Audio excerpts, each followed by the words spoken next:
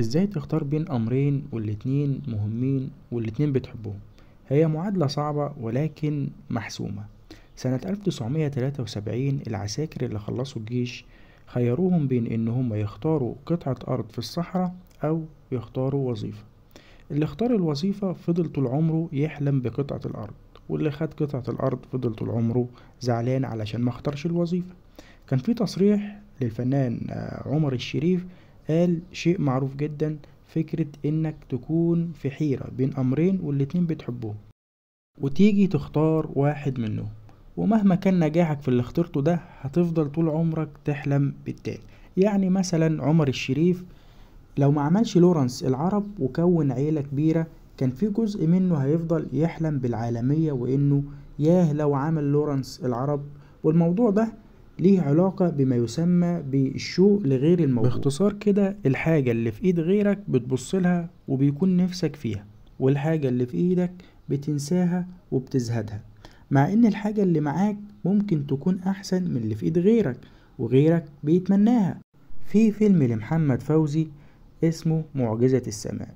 الفيلم بيحكي عن موظف بيحلم بالشهرة وبيكون رايح اسكندرية علشان يبدأ طريق الغنى والشهرة، لكنه بيروح راس البر غصب عنه مع أصحابه، وفي المصيف بيتعرف على بنت اتسببت في تعطيله عن السفر بسبب إصابته بالبرد وهو بينقذها. المهم حبها واتجوزها وخلف منها عيال كتير قوي، وكون أسرة كبيرة وعيلة، بس كان فقير ومحلتوش حاجة، وده خلاه يكره حياته ويدعي ربنا انه يروح اسكندرية، فتحصل له حادثة ويحلم انه راح اسكندرية وبقى غني ومشهور.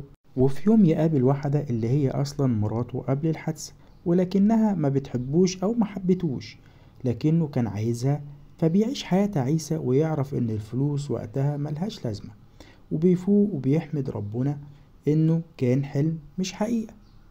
ولأن محدش عاجبه حاله ودايما بنبص للنص اللي ناقص مش النص اللي معانا، فاعرف ان الحياة مش هتديك كل حاجة، لان باختصار شديد الدنيا مش دار بقاء، دي يدوب ترانزيت. وكلنا عارفين ان مفيش ترانزيت بيكون في كل حاجة. الحل لكل ده ان يبقى عندك دايما مبدأ الرضا والقناعة، واحمد ربنا على اللي موجود معاك. وزي ما قال احد ابطال رواية منزل الرجل الاعمى: لا تجعل حزنك على المفقود يفقدك الموجود. وده مش معناه انك ما يكونش عندك طموح، لا بالعكس، ده يعلمك انك لازم تسعى، وفي رحلة السعي للوصول افتكر دايما نعم ربنا عليك واحمده دايما، لانه دايما بيختار لينا الاحسن. وافتكر دايما لو علمتم الغيب لاخترتم الواقع. والحل معروف، هو الرضا والقناعة والحمد، بالإضافة للسعي والإيمان بالله عز وجل. ولو احترت في حاجة صلي استخارة وربنا هيوفقك ليها. ودايما اعرف ان اختيار ربنا هو الصح دايما، واللي انت اخترته ده الاختيار الصح، وما تبصش على حاجة تانية. وبكده نكون وصلنا لنهاية حلقتنا. ما تنساش تقول لنا رأيك في الكومنتات، وتسجل اعجابك بالقناة وتفعل زر الجرس، وما تنساش برضو تصلي على النبي العدنان. والسلام عليكم ورحمة الله وبركاته.